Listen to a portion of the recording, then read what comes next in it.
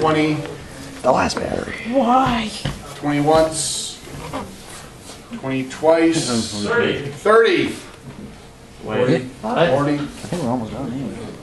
40 once. See, there's like 40 twice. Sold! 2 or 3 things up in that bag. I think it's just the body fluid. I'm not sure if there's anything more after that. Dice. What? Last batteries. Oran Host Club pencil board. Oh, god damn it. You want it? No. 5. Do I hear 10? Seriously? Do I hear 10? 5 going once. 10. Like, they're all wearing clothes, just so you know. 10 once. 10 twice. Sold to 10. You want me at program? I think there's any AMVs after this. I think the only thing left is the Damn. VGM. Oh, god damn, yes. Xbox 360, Record of the Agarest War. I meant to play this. It's really good. In my, huge amounts of spare time. 10? Spare time? No, it's not. No, it's okay. Dude, I'm like, so fun story, because that's why, this is sort of, we'll sell this in a second, but. So in the SCA, the sports sword fighting thing I do, I'm sure I've told you all about before. I made my own armor, and it was based on a 14th century archaeological dig, and yada yada yada. A lot of leather work involved in that, so I put my armor together out of leather and steel because I was trying to understand how 14th century armor worked. I did a history research project, and I worked to beat the shit out of my friends located club seals because we use big sticks, and it's super fun. And we very rarely give each other concussions. Keyword. So then, I'm not sure. I don't remember the first thing. Oh no. So I had a friend in the States, and the friend was like, I need a thing I'm sort of piece by piece doing a closet cosplay. You guys know what a closet cosplay is? Yes. Right. So you go into your closet and you're like, this, and this in combination make me look kind of like this character. It's kind of amusing to people who get the joke. And this friend was like, I need a prop that looks kind of like this for an Assassin's Creed closet cosplay, and everything else I've got sort of works for it, but I have nothing for the the leather thing on the arm. So I'm like, Arm dagger. yeah, like that. So I'm like, I've done a lot of armor leather work, and that's kind of like armor. It's just kind of stylized. Okay. Oh. I didn't notice leveling leathercraft to 250. I guess I'm good at it. Here you go. Right? Because all the leather work I did for making the armor involved a lot of measuring and cutting and shaping and boiling and dyeing and riveting. So much riveting. Oh yeah. So it was coat of plates. You can now have like 8 plates if you want to do it. It's correct, right? Or you can do like 300 plates, and I was not quite enough of a sucker to do 300 plates, but the version I chose to do had like 120 plates. Damn. And each plate had 3 rivets. And that is a lot of fucking rivets. So on the other hand, I'm like, oh, I need to rivet 2 pieces of leather together? That was easy. But I thought that was the only thing I was good at with leather work. And my friend's like, oh, I need you to make this thing. So I slapped some leather down. I'm like, if I do this, put these together, blam. Oh, wow, that came out really well. Huh, I wonder how I got good at that. I spent a year doing leather work for fun. That's okay, cool. And then other friends like, oh, I need a particular kind of belt. And I'm like, well, belts are fucking easy. What do you need? Okay, I do this. Bam, bam. There you go. And they were like, I asked you half an hour ago. I'm like, well, it took me 15 minutes to dig my materials out.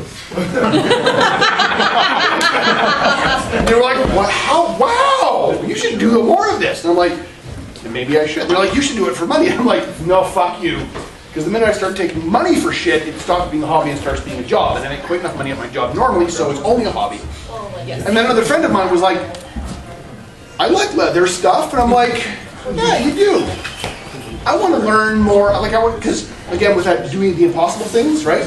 I just choose a project I don't have the skills for yet, and then learn the skills and then do the project. So I'm like, I don't know how to do these 2 or 3 basic things, and if I knew those things, I could do this. Okay, cool. So I've just shipped off to my dear friend down in the States a set of bondage gear. Like collar and cuffs, black with sort of an Art Deco wrought iron pattern done in. We have that for Winnipeg.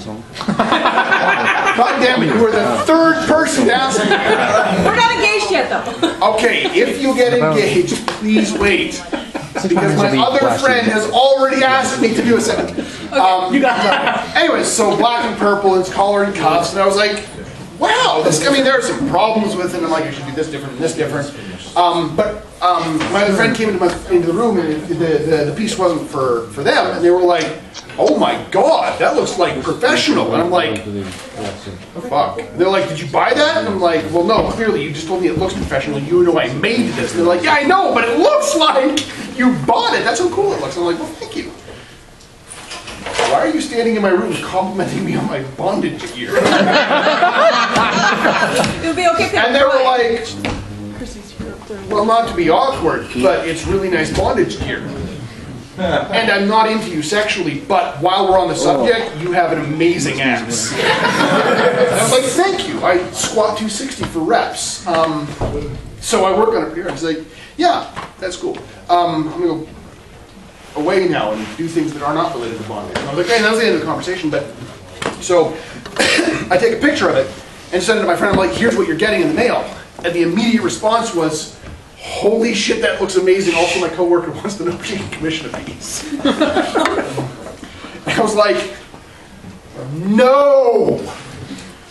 No. And also, thank God my parents watched like 10 minutes of the auction videos like 4 years ago and no longer watch them. Because I don't want to explain to anybody outside the otaku community, like, yeah, for fun I make bondage gear. Well then. Why don't I want to be a pastor? Well, they have interviews before they let you tell people shit in the church. And I think my views on human sexuality, while theologically defensible, do not align well with the traditional understanding in the church. Yeah. I mean, I don't think, if I went up to any head pastor in any church I've gone to, and I say, look, let's assume a couple's married and doing the proper Christian thing and that sort of shit, and they get into bondage. No pastor in the world that I know is going to be like, oh no, Jesus said no bondage. That's in the Bible, right? It's not in there, right? So it's weird. People are like, oh, you're not allowed to, you're Christian.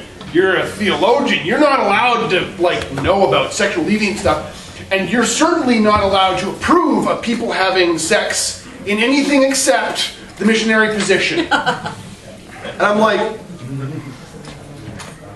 well, as I understand it, you can do doggy style and still get pregnant, so at least that's available. And I don't think being chained up stops you from being pregnant. Not that I think you can get pregnant doing it is the point and the only way you can have sex. Theologically, it doesn't make sense. Like, okay, who here has read the entire Bible? That's, okay, except you, asshole. Who here has read Song of Songs? Okay. Here's the secret that nobody, like, they don't mention this in seminary, mostly because seminary is full of 18 to 22-year-old horny teenage/post-teenage Christians who are desperately trying not to fuck until they get married. Song of Songs is like 30 pages of what sounds to our ears in most translations like very flowery, like medieval style love poetry, okay? Except in context, if you understand what they're saying, pretty much every line is hardcore ancient Near Eastern pornography. Like every line translates to basically, holy shit, I want to fuck you. Every line. Like it's like the translations get more and more abstract as time goes by because people are like, well, it's in the Bible, so we can't get raunchy. If it's in the Bible and it's raunchy, perhaps our definition of what is acceptable has strayed somewhat from our religious roots. Somewhat. But yeah, so they'll get translated something like, my love's bosom is like two does in the meadow, which sounds nice and flowery to us. Yeah. But like in context, it kind of reads, if you were an ancient Near Eastern like Jew and reading the Song of Songs, right? And you flip it open and you read this line, it comes across, it would in our cultural context, it'd be roughly like saying, I want to bury my face in them titties.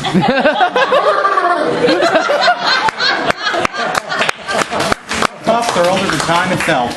And that's one of the reasons I should not be a pastor.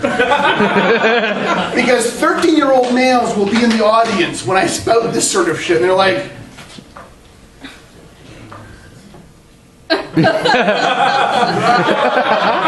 their mothers will find them, because guys, when you were 13-year-olds and whacking off, your parents knew, okay?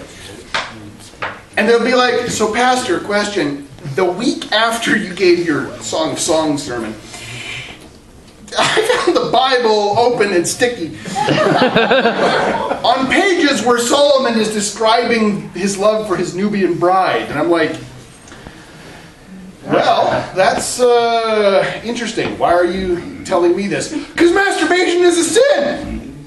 Guess what? Go ahead and guess. No. it's not.